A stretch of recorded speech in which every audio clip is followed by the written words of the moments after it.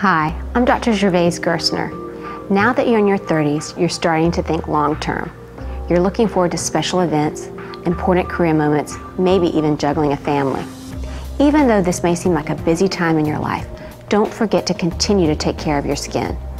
For some, this might also be a time you start to see the first signs of aging, such as fine lines and dark spots.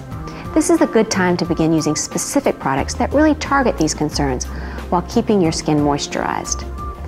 To maximize hydration, use a serum which melts into your skin, leaving a smooth finish for your moisturizer.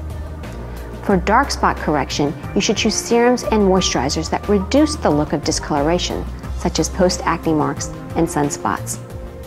Be sure to use a broad-spectrum sunscreen in the daytime to protect your skin from the sun's harmful UV rays and help prevent the spots from returning. I tell all my patients to also use a night cream to help your skin boost its nightly repair process.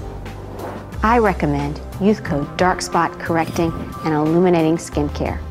The serum corrector will help fade your dark spots, and the SPF 30 day cream will hydrate and protect your skin during the day. For more information on these products, visit l'orealparis.com.